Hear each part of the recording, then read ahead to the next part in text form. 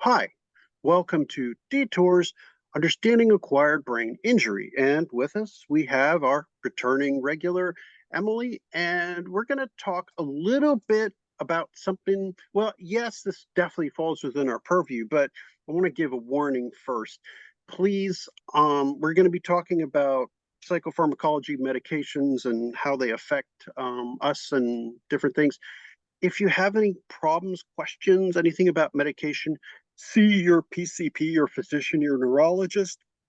This is a YouTube video. This is not a doctor's office. What helps us may not be right for you. And please don't stop any medication suddenly. Some of them can have life-threatening effects if you just quit.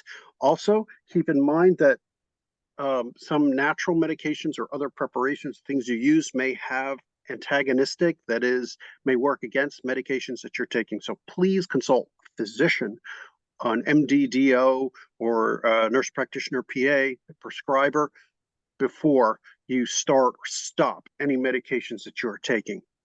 Thank you. Okay. Emily, hi. Hi. So,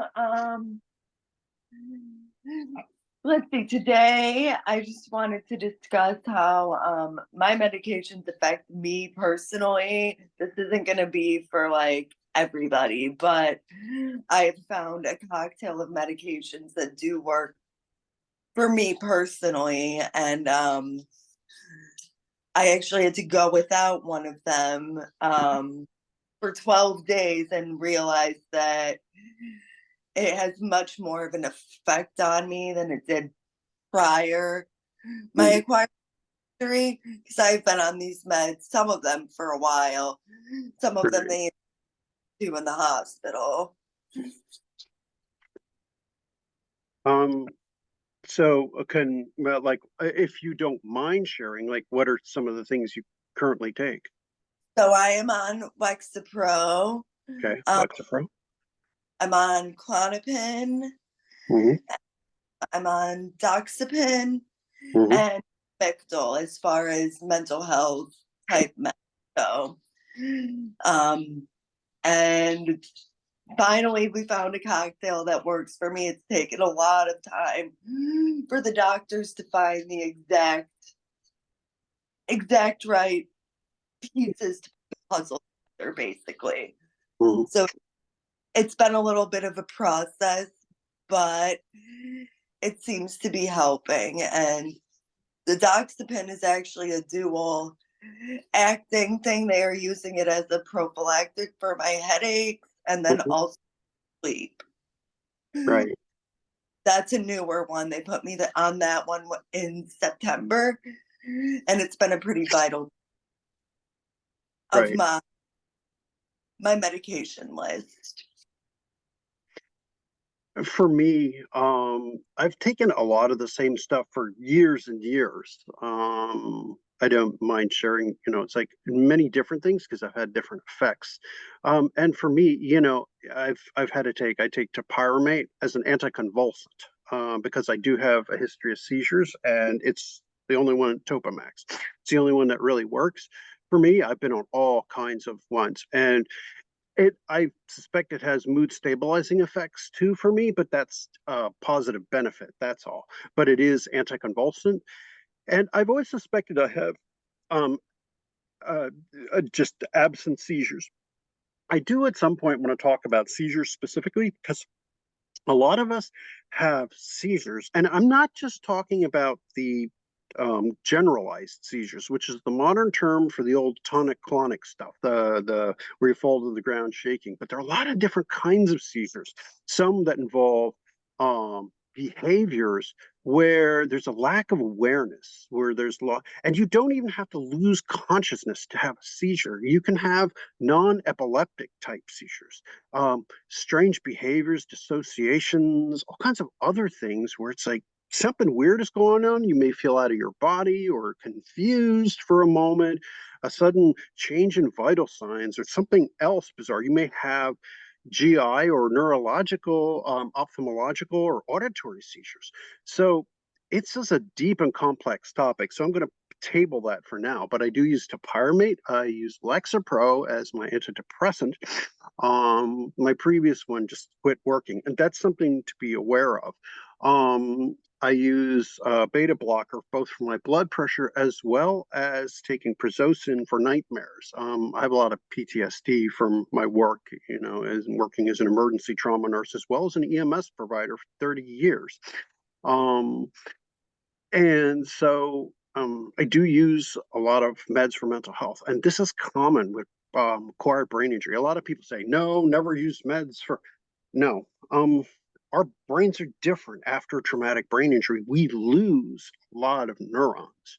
And those neurons produce the necessary neurotransmitters, which allow for communication between neurons. If you lose those neurons, you lose those necessary neurotransmitters. It's not a sign of weakness, and character alone won't fix these problems. These are neurological diseases. Depression is a neurological disorder. You can get. We are 8 times more likely to have clinical depression after a brain injury. We are 6 times more likely to have anxiety. It's not a lift yourself up by your bootstraps. In fact, I would argue people who say that have the mental illness because they're missing out on the real world. And yes, the stressors of having a brain injury impact you as well. You can develop personality disorders. You can develop problems with psychosis, paranoia. I have a whole video dedicated to why that develops after brain injury. It has to do with dopamine regulation and loss of control over that. You can develop other, mental health kinds of problems, neuropsychiatric problems due to failure of certain networks within the brain. Again, that is a whole complex thing. I'd be glad to talk for hours with you about that, but yeah, I don't think that would work right here in this setting. Emily, so those are mine. So can you share about like what your recent experience was? So yeah, the being off of my Lexapro for 20 days. The first, I would say 2, I was okay. And then on the third day, I woke up and I've never felt so crummy. Like pretty much since I got out of the hospital, I haven't felt that bad. So I didn't feel like myself. Mhm. It was change. And then also feeling really, really down. Yeah. Yeah, it was a really weird depression too. Like I haven't been depressed really since I had gotten the accident. So this was my first real, I mean, I've had like days where I'm depressed, but not a whole week or more. And I've noticed that the depression seems to be a lot more severe now if I'm not on my medication. Mhm.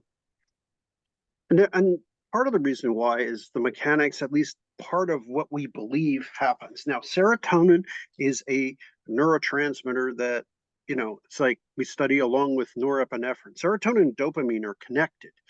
Um, Serotonin and dopamine help regulate, well, they activate and inhibit neurons, specifically in the frontal lobe and those circuits that regulate reward, punishment, those kind of things to reinforce behaviors. This is why talk therapy works also. It affects, but it takes longer to work. But Yeah. think of serotonin as controlling a thermostat for mood in your body. Serotonin does not make you feel good. Neither directly does dopamine. Either it's not, there's no such thing as like a feel good chemical. However, despite what you see on ads and everything else, but it does kind of regulate your mood, and you want to be stable. Stable is good. Whether Yes. you're happy or not, that's up to you. And that's your behaviors, your thinking, what you do, whether you engage with life or whatever. You want to Bing. be stable and steady. The goal with people who have depression have a lower level of serotonin and this other neurotransmitter, norepinephrine. The thing is, norepinephrine in depression is often low also. They're both low. So the goal is to bring these two neurotransmitters up so then you can, function well enough so that behavioral techniques that you learn, ways to regulate your mood, and getting you re-engaged in life.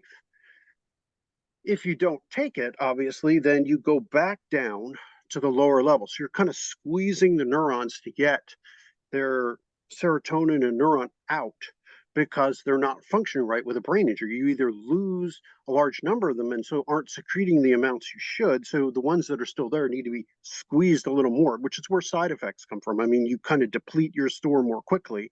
So your cells have to be kind of pushed to make extra. So your levels are low, take the meds, they come up. Now, part of why they say, oh, gee, if I take this medicine, I'm suicidal. This is part of why your energy levels come up before your mood comes up.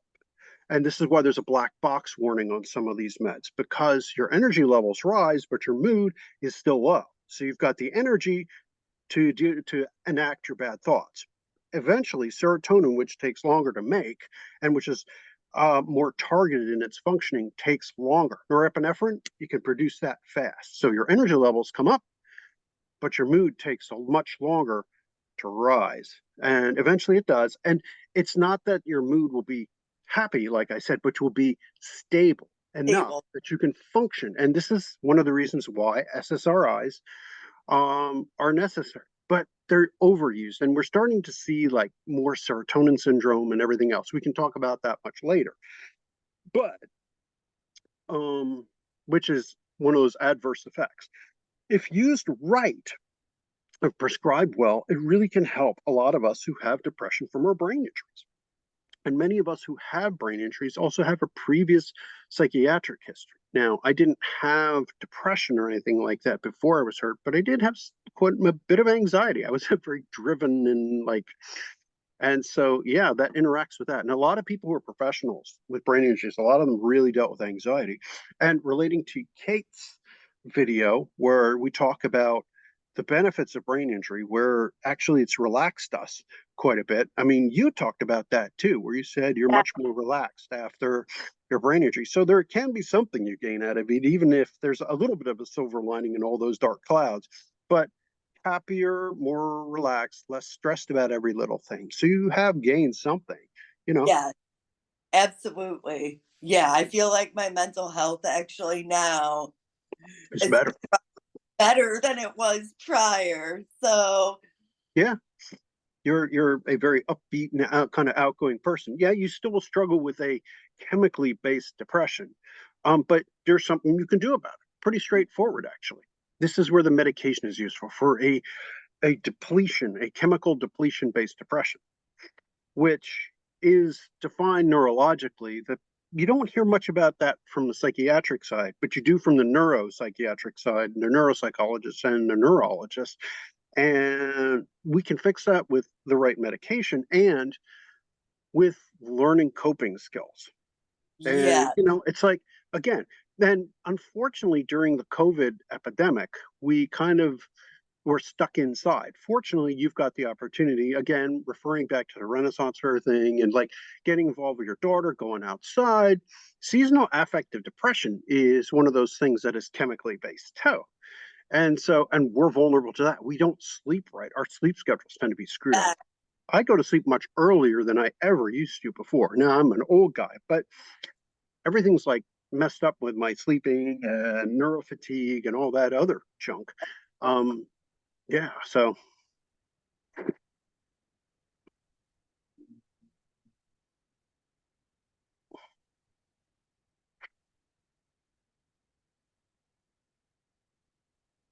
what about any other meds? Um, here. So I am on a muscle relaxer, metocarbamol. And that's more for my neck. I fusion. So that's a big one for me as well. And then I also take Imitrex as needed for my headaches. mhm. And then what else? I'm like looking at my setup and pills right now.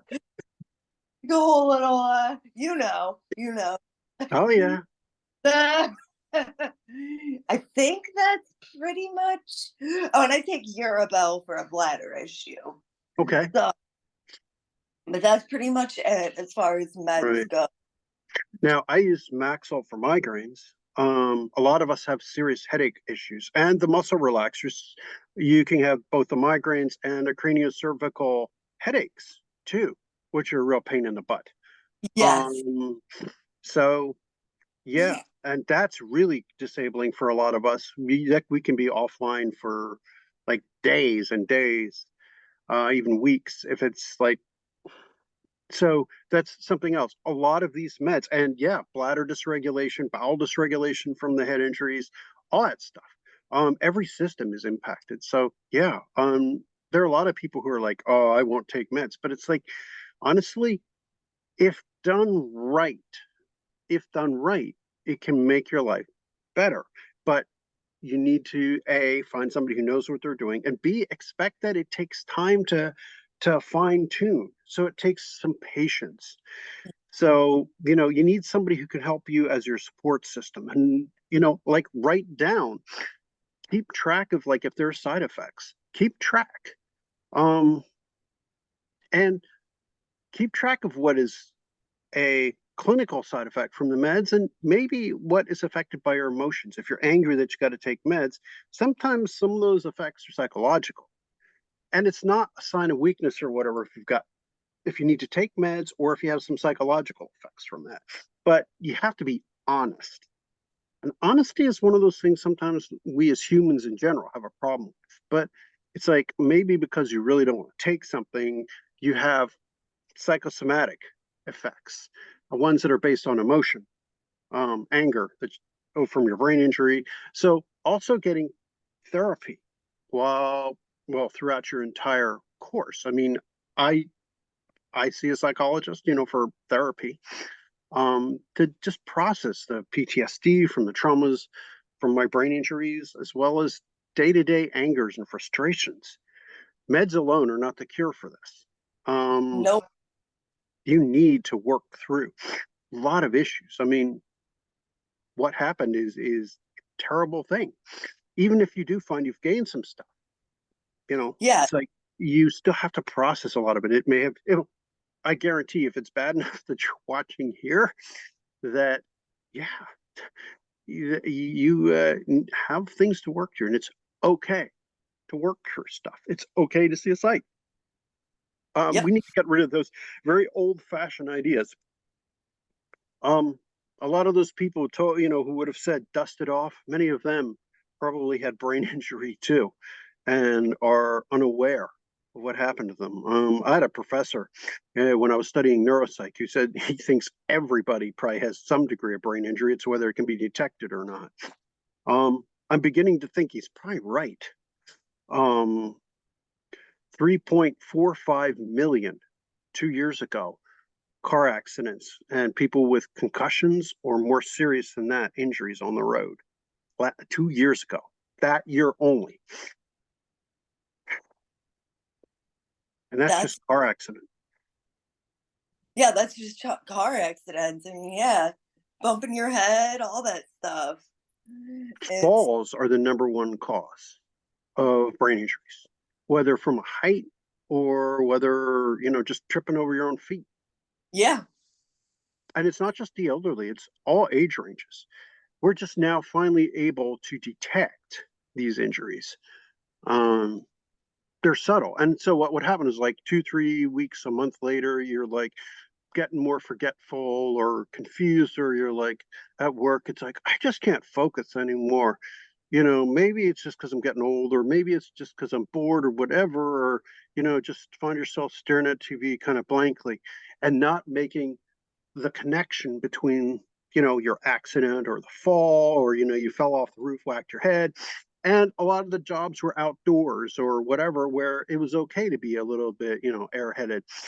Now they're high intensity and they push at the very edge of cognitive and emotional demands. And yeah, so even the subtlest kind of problems like that, it demands the very skills that are the first lost, and high degree of social integration. So, and that ties back again to medication. A lot of people then have to turn to and school too. What's demanded of kids is way more than like when we were. There was recess time. That's all gone. Many schools got rid of art and gym and, that kind of stuff. It's like, geez, man.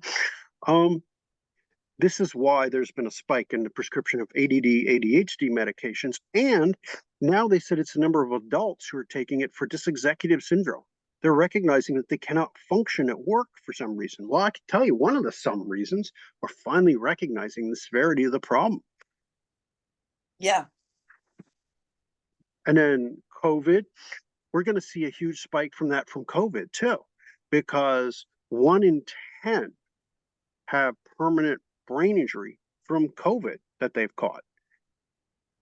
If you catch COVID 4 times, genuine COVID, not just some random flu, but I mean COVID, Right. you will have some form of brain injury from it. And those of us who already have brain injury, we can't afford any. That, yep. Yep. Like there's damage done already. Right. Exactly. And so it's like, this is something that we need to, like address. It's very likely that after this, because COVID's now endemic, not only here in the States, but everywhere. And so it is very likely that this virtually guarantees that my professor is right. Because what happens is it leads to hypoxic ischemic encephalopathy.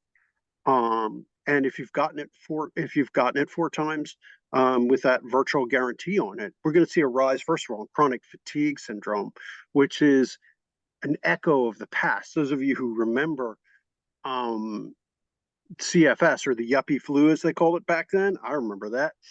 It was a special on a lot of TV shows and stuff like that.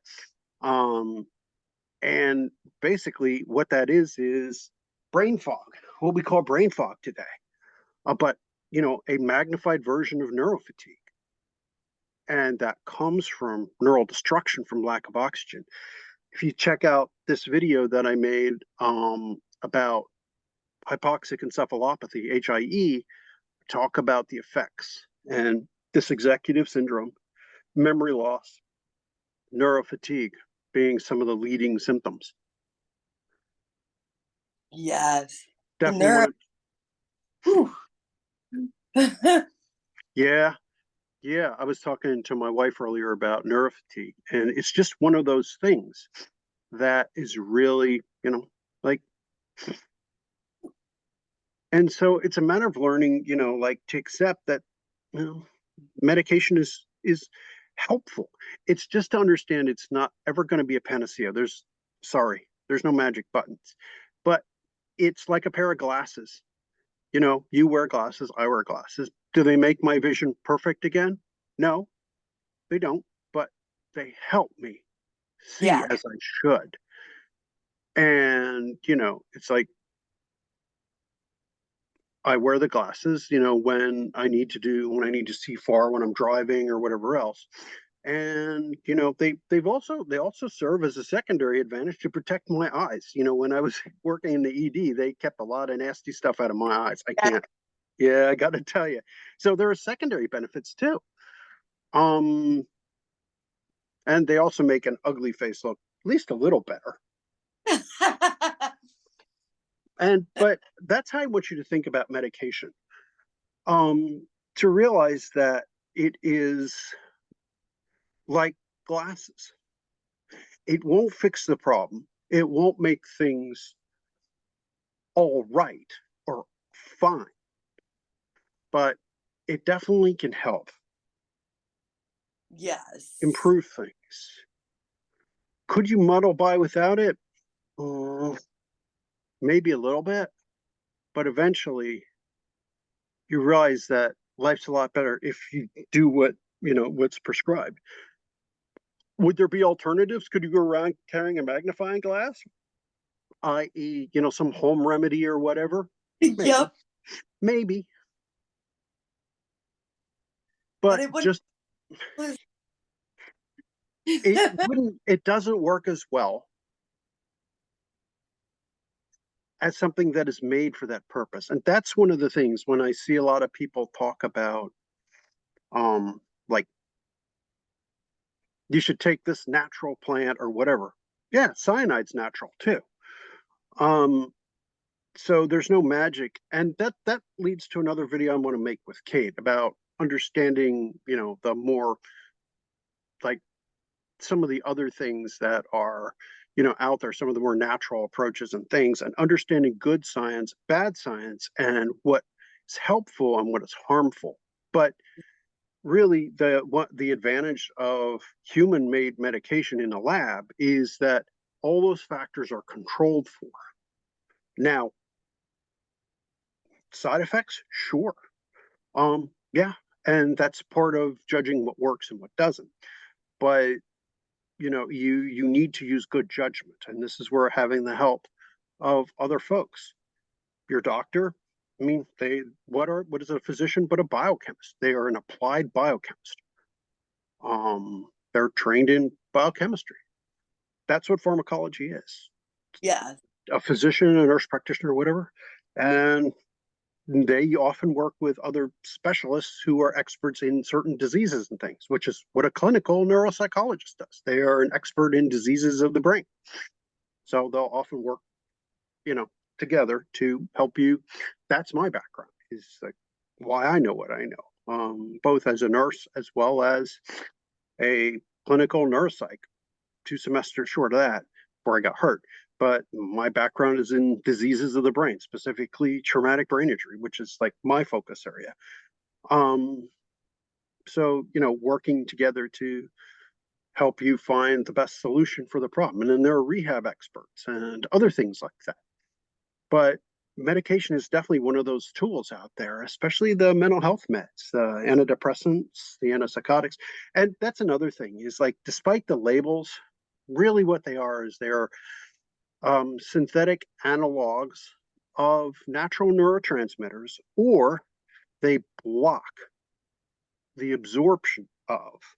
If the problem is either too much or too little of a neurotransmitter, they either push them out, ones that are in there, or they block the absorption. We can talk about psychopharmacology some other time, but really, that's what psych meds are. They either push out a neurotransmitter to raise the level, they prevent its breakdown so that the levels rise, they turn off the pumps that bring it back in, so their job is to raise, or they block the sites so it isn't absorbed.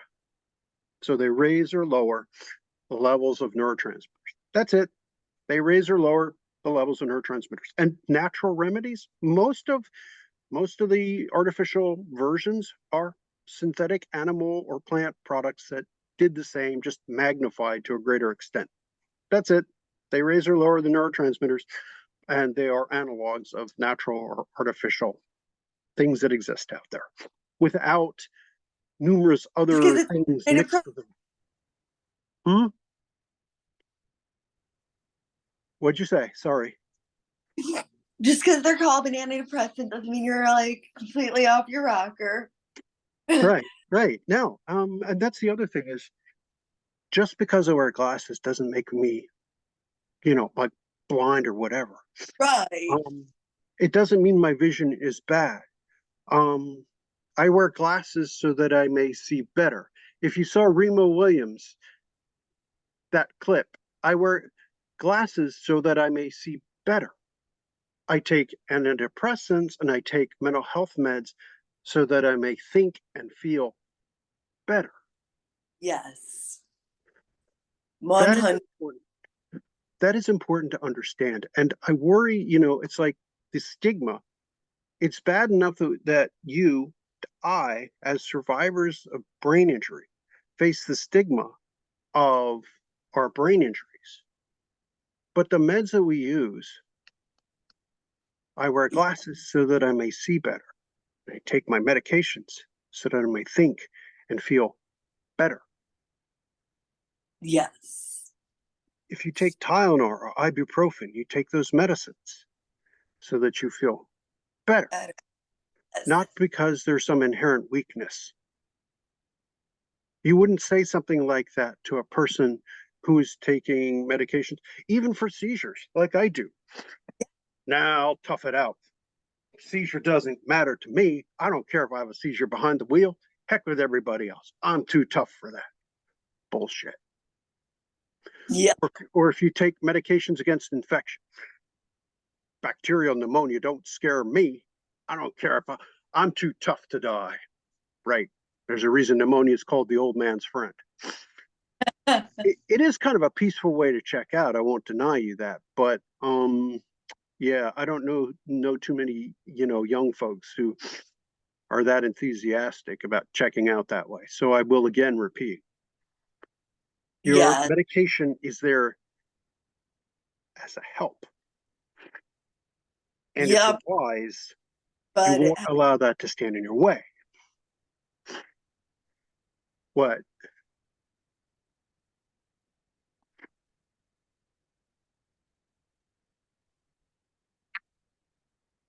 So we briefly lost Amy. Or Emily. I apologize, Emily. I don't know. Brain brain fart. I apologize, Emily. So anyway, we're just trying to say it's kind of like trying on different glasses in the drugstore. It's like one doesn't work, maybe another does, and that's kind of how tuning your medication works for psych meds. But um, I just want to then get ready to wrap up. We're almost out of time. So yeah. Do you have anything you want to add? I mean, like directly to anyone, anything you want to tell people? just probably to, if you're feeling really down or really just not yourself, you should definitely talk to your doctor about it. They will help. Definitely. And don't stop. Even if you find you're having side effects, call your doctor right away, and let them know if you're having any kind of side effects. Please, that's important. Do not just stop cold turkey. There are some that give you really bad and potentially life-threatening side effects for just stopping. Secondly, it's like it is important to tell your pharmacist and your doctor if you're taking any supplements or alternative medications along with it, because again, they can interact in a negative way. So please notify them that if you're taking, so when they say, are you taking anything else, you need to include like supplements, vitamins, any kind of anything that you're taking along with it, because they can have interactions and some can even block the effects and absorptions of other medications or potentiate and make them stronger, act as agonists. So please let them know what else you're taking, anything natural or otherwise, or any other meds, of course. And like I said, lastly, don't just stop what you're taking.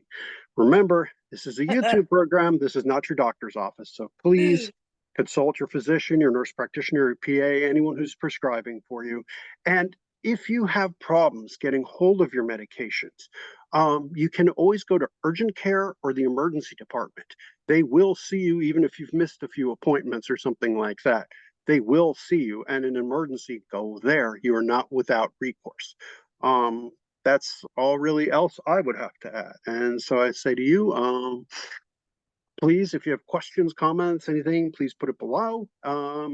Please like, subscribe. Don't forget to hit that bell icon. Hit all, please. That affects what you see. And as always, thank you, Emily, and we'll see you next week, Saturday. And you take care and have a good one. Bye.